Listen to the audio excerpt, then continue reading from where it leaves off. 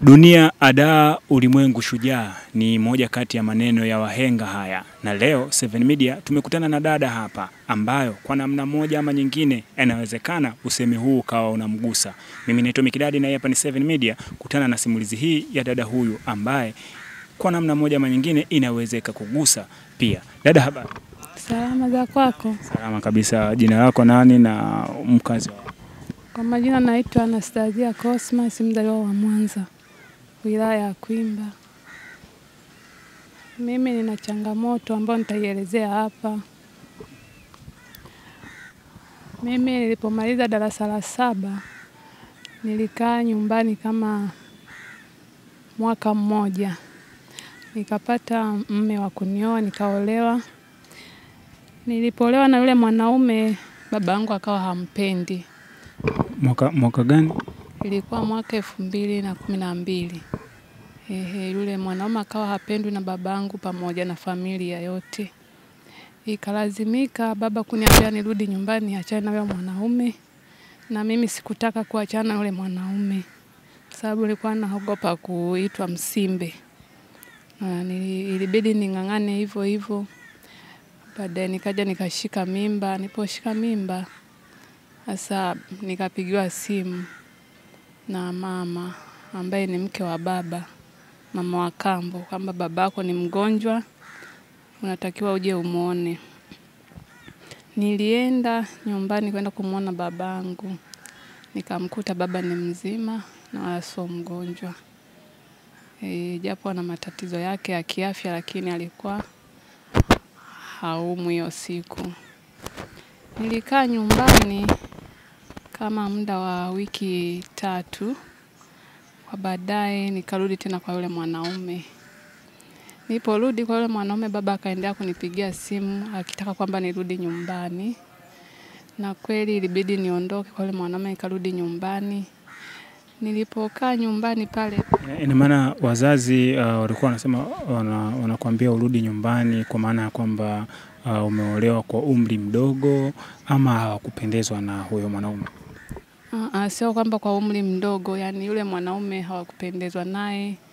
Walikuwa wakidai kwamba nyumbani kwao maskini sana, hawana chochote. Na kipindi hicho ulikuwa na umri gani? Nilikuwa na miaka 16. Na unavyosema kwamba ulihofia watakuita msimbe, maana kamili ya msimbe ni nini? Maana kamili ya msimbe ni ile kuolewa na kuachika unarudi tena nyumbani. Unaona, na ukiwa umeshaolewa tayari hapo. Ina maana iko ni kwa kabila ya Kisukuma?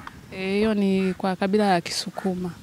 Sasa waga kuna aibu fulani kwamba umeolewa na unarudi tena nyumbani. Mzazi akaendelea kunipigia simu kwamba nirudi nyumbani, nikakae pale nyumbani kwa bibi kwa ajili ya kumsaidia kazi za pale nyumbani.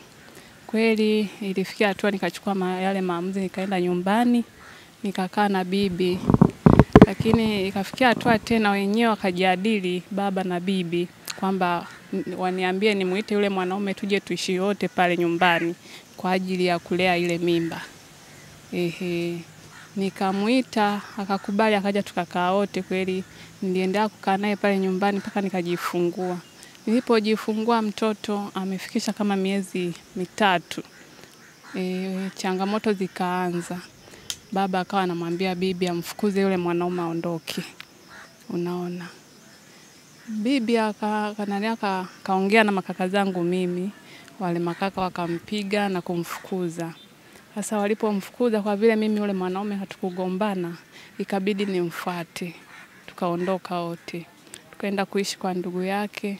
Tuliishi kule kwa ndugu yake kama miezi kadhaa hivi. Kwa baadaye tena akanitoroka, akaondoka.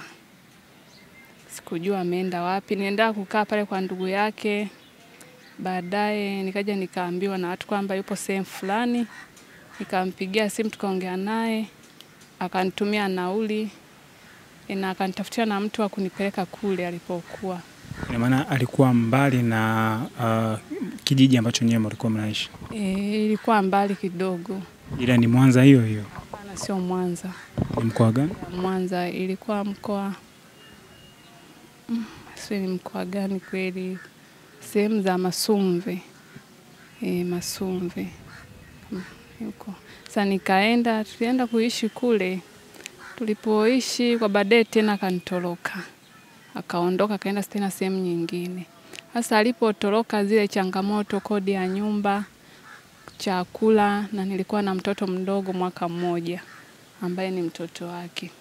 Ikabidi tena nitafute kibarua, nikaanza kubonda kokoto barabarani, naokota kokoto, nikaokota kokoto, nikauza, nikapata nauli ya kurudi nyumbani kwa bibi. Nilienda kukaa pale nyumbani kwa bibi, masika yakaingia, tukalima, tukaanza kufanya kazi za shamba. Baadaye kuna kijana ambaye alikuwa anaishi kwetu nyumbani hapo kwetu, akiwa kijana mdogo, kipindi bado nasoma shule ya msingi. Siku moja huyo kijana akaja akatukuta tupo shambani na bibi, tunapalilia mahindi. Alipofika akatusalimia, kwa baadaye bibi akamwita pembeni. Wakaenda kukaa, mimi nikaendelea na kupalilia, wakaongea kule. Walipomaliza kuongea akaondoka yule mkaka. Alipoondoka, tuliporudi nyumbani, bibi akanisimulia alivyokuwa anamwambia bibi kwamba alikuja kumuomba kwamba mimi anioe. Sasa bibi aliponiambia, mimi nikamwambiaje siwezi kuolewa kwa sababu yule alikuwa mfanya kazi wa baba, alikuwa anachunga ng'ombe wa baba. Baba atanichukuliaje mimi? Akasema hapana. Yule ni mtu mzuri, unatakiwa uolewe naye, mimi namjua, ni mchapakazi, anajituma. Naona, na tangu ukiwa bado mdogo, yeye yupo hapa nyumbani, kila siku alikuwa analitaja hilo neno kwamba akimaliza shule lazima nimuoe mimi, huyo atakuwa mke wangu. Na maana yeye alinyoka moja kwa moja kwa wazee wako? Yeye aliongea na bibi, hakuongea na babangu mzazi. Sasa bibi akaendelea kunipa ule ushauri, kunishauri. Kijana akawa anakuja hapo anaongea na bibi, anaondoka, bibi anaendelea hivyo hivyo kunishauri kwamba nikaolewe na yule kijana. Kipindi hicho unaishi na bibi, lakini wazazi wao walikuwa hawaishi nao kwa pamoja? Kipindi hicho nilipo naishi na bibi, na huyo bibi ndo amenilea tangu nikiwa mtoto, maana baba na mama waliachana. Mama akaenda kwa babake, kwa baadaye akaolewa, akaanza maisha yake mengine, na baba akaoa mke mwingine. Nikaendelea kulelewa na bibi. Sasa huyo kijana alipoongea na bibi, kwa baadaye bibi akanishauri, nikamuelewa, ikabidi niingie kwenye mahusiano na yule kaka. Na ikafikia hatua akaniambia nifungashe mizigo niende nikaishi naye kwake. Na mwanaume wa kwanza ndoa tayari imeshakufa na bibi anakuingiza kwenye mahusiano na mwanaume mwingine? Yule mwanaume wa kwanza yeye tumeshaachana kabisa, kwa sababu walikuwa hawampendi pale nyumbani. Tulipoachana, bibi aliponiuliza kwamba tayari kweli hurudiani naye, nikamwambia ndio, ndo bibi akaanza kuniingiza kwenye mahusiano na mwanaume yule mwingine tena. Kweli nililazimika kwenda kuolewa na huyo mkaka.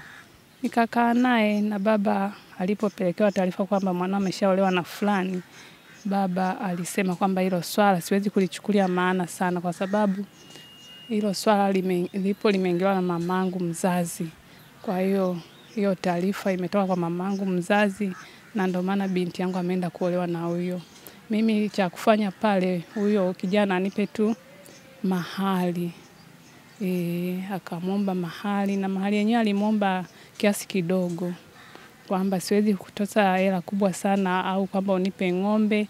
Hapana, wewe huna baba, ni mtoto yatima na mamako humjui, na nimeishi na wewe miaka mingi sana, umenifanyia kazi zangu vizuri, kwa hiyo utabidi unipe kidogo tu kwa ajili ya kuondoa aibu.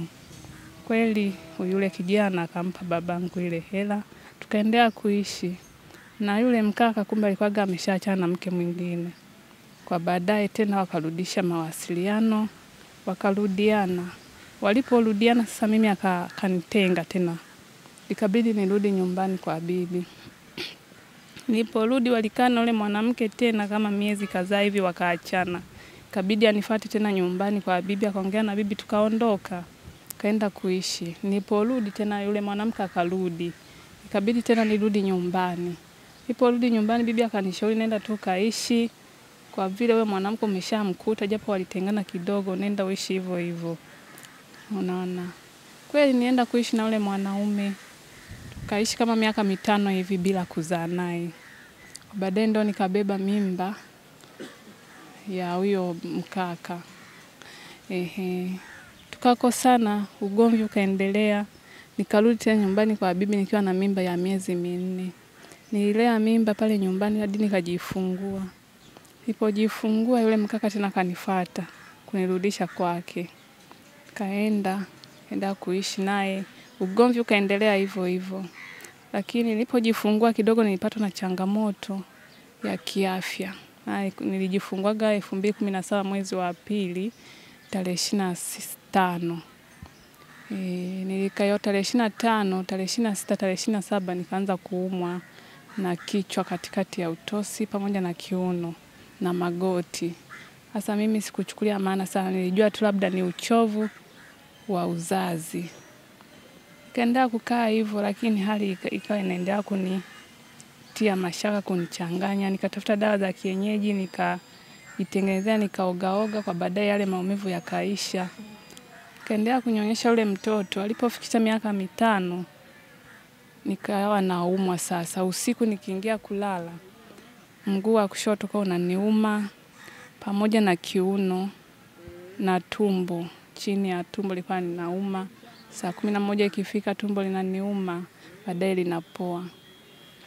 Asubuhi kukicha, mwili unakuwa safi tu, siumwi na kitu chochote. Kama ni kazi nafanya vizuri tu, lakini nikiingia tu kulala usiku mwili unaanza kuniuma. Hiyo changamoto niendea nayo hivyo hivyo.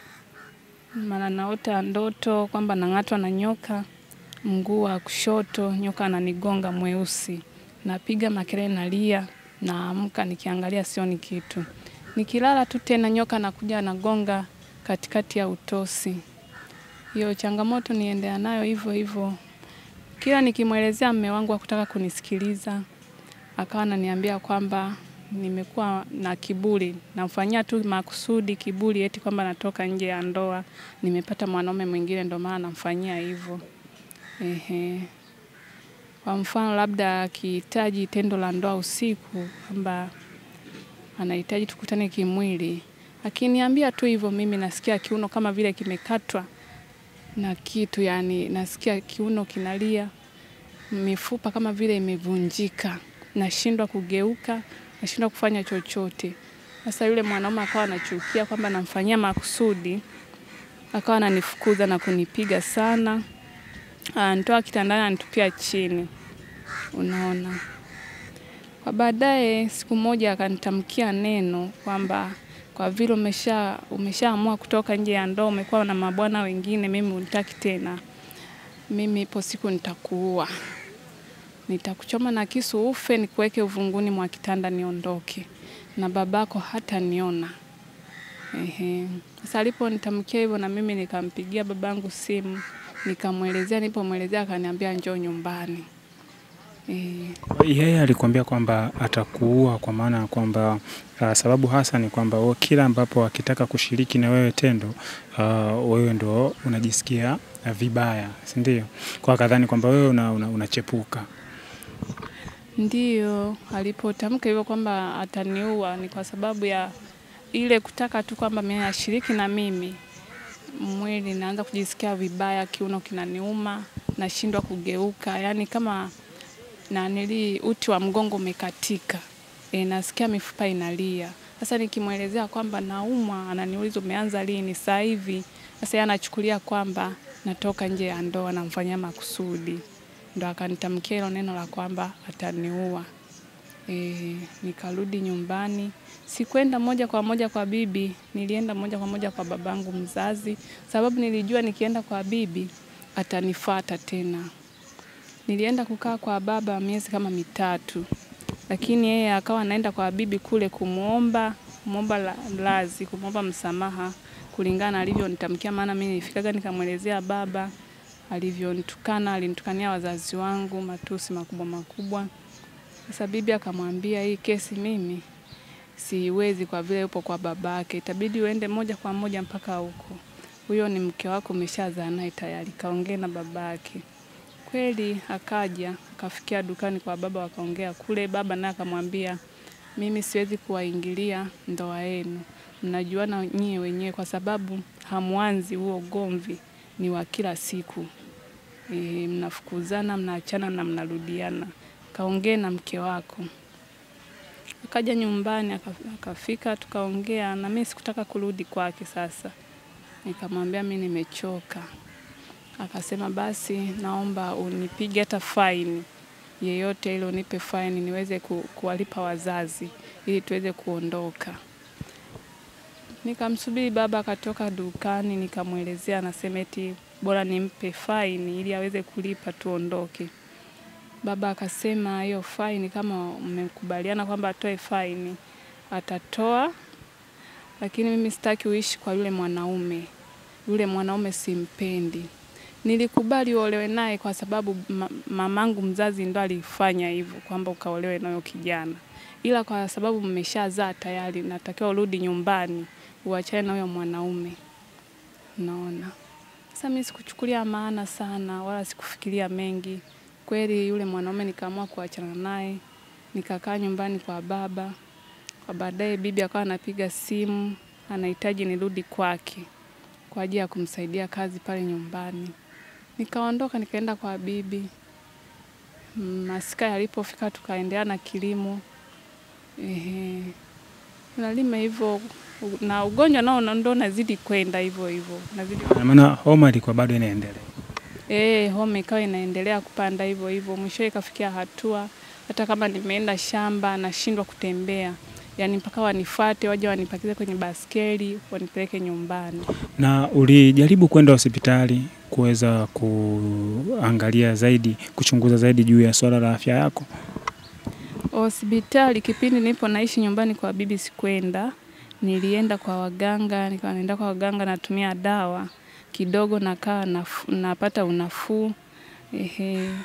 Lakini kabla kuzunguka hivyo kwa waganga nikaja nikakutana na mkaka mwingine tena ambaye alidai kwamba anahitaji kunioa. Sasa nikamwelezea zile changamoto zangu, akasema atakabiliana nazo. Huyo ni mwanaume wa tatu sasa. Mwanaume wa tatu. Kweli nikaamua kwenda kuolewa na yule mkaka kwa sababu sikuwa na msaada wote pale nyumbani. Nilikuwa natafuta tiba mimi kama mimi bila kusaidiwa na wazazi. Ikabidi niende kwa yule mkaka kwenda kuolewa. Akaendelea kunisaidia hivyo kunitafutia tiba. Tulikaa kama mwezi mmoja.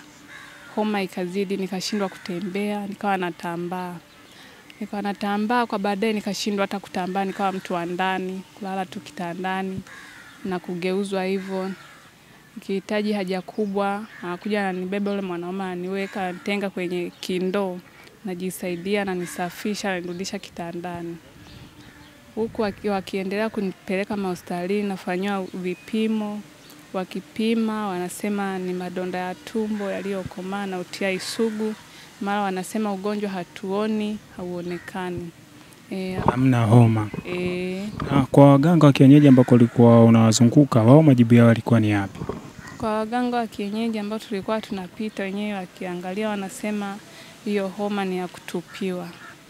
Ni vitu vya kutupiwa, nimefanyiziwa kichawi. Kwa wamtaji nani mhusika ambaye amehusika? Mhusika waliokuwa wanamtaja alikuwa anataja ni nyumbani kwetu upande wa baba ambaye ni bibi yangu pamoja na shangazi. Lakini kuna mganga mmoja tena alitaja kwamba ni mke mwenza ambaye nilimkuta kwa yule mwanaume wa pili ndio kanifanyia hivyo. Hasa pale waga sipati majibu sahihi. Okay, maisha sasa yakawaje baada ya homa kuendelea kuchanganya katika ndoa yako ya tatu? Hatimaye ilifikia wapi? Hatimaye baada ya homa kuendelea kuzidi hivyo, ile ndoa ya tatu na penyewe nilibeba mimba tena nikiwa na homa hiyo, nikashika ujauzito. Sasa niliposhika ujauzito, yule mwanaume akaniaga kwamba anaenda kazini. Naona alienda anaenda Dar es Salaam kazini, yeye ni fundi ujenzi. Kweli aliondoka, kaenda nikakaa pale nyumbani, ni ukweni ambapo ni nyumbani kwao kwa wazazi wake. Nilikaa mpaka aliondoka mimba ikiwa na mwezi mmoja, hadi mimba ikawa na miezi 7 bila kurudi. Nikimtafuta kwenye simu anasema nitakuja, lakini kwa baadaye mama mkwe akawa ananitolea maneno. Ananiambia mwanangu anakuja na mke mwingine ambaye ni binti, tumechoka kuuguza. Maana unampa shoti mtoto wetu na mrudisha chini. Anakuhangaikia wewe, pesa anatafuta inaisha kwenye matibabu kwa waganga hospitalini lakini hauponi. Tumechoka. Hiyo ilikuwa ni mwaka gani sasa? Hiyo ndoa yako ya 3 na kukutana na hiyo mikasa. Ilikuwa 2020. 2020 ndio nikawa naambiwa hivyo, mwanaume akakatalia huko. Alikuja kurudi mwezi wa 10. Aliporudi akanikuta pale nyumbani kwao, lakini bado nipo na mimba. Akawa halali ndani mwangu, akarudi kulala kwa wadogo zake, kwenye nyumba ya wadogo zake. Kwa baadaye nikamuita watu ongee naye, kila nikimuita hataki kunisogelea. Unaona. Sasa nikawa natumia njia za simu, message, kumtumia message na muuliza shida ni nini. Baada ya kurudi Dar es Salaam sasa kwenye kazi ambayo alikuwa anaifanya, aliporudi tena akawa anakutenga chumba. Ndiyo, aliporudi ndo akanitenga kulala na mimi, akaacha, akawa analala na wadogo zake. Kwa mimi nikawa nalala peke yangu mle ndani. Niko na homa na mimba. Sasa siku moja nikaongea na mamangu mzazi. Nikampigia mama nikamuelezea, mama akaniambia, hilo tatizo sisi tumeshaelezewa tangu ya wewe hata kutuambia. Kamwambia nani kawaambia? Mume wako ndo ametupigia simu kasema kwamba mama utanisamehe. Kama nimefanya makosa mama, naomba unisamehe sana. Mwanao nimehangaika naye sana. Nimemtembeza kwa waganga hospitalini lakini homa haiishi. Inapungua kidogo inarudi kwa kasi. Sasa mimi nimechoka, nimepoteza hela nyingi sana. Nahitaji uje uchukue mtoto wako na mimi niweze kuwa nifanye mambo yangu. Unaona. Mama akamwambia mlete. Akamwambia siwezi kumleta kwa sababu namjua. Sasa hivi yuko na mimba, anaweza akadondoka na pressure. Siwezi kumleta, labda we mama umpigie tu simu umwambie unavyojua wewe ili aweze kuja huko. Mama ndo alivyonielezea. Nikamwambia mbona mmekaa kimya hamjaniambia? Sisi tulijua kwamba labda kama ameongea kweli kwamba anahitaji kukurudisha atakuleta mwenyewe. Nikawaambia tayari mimi ameshanitenga huku, hanipi hata hela ya sabuni, hanipi chochote. Unaona. Na familia imeshanitenga kabisa, wanasema wanahangaika wao, alafu babangu hachangie hata 100. Unaona. Na bibi yangu, makaka hawachangia hata 100. Kila wakipiga simu kuwaelezea shida zangu hawatekelezi. Ndio maana wameamua kuchoka.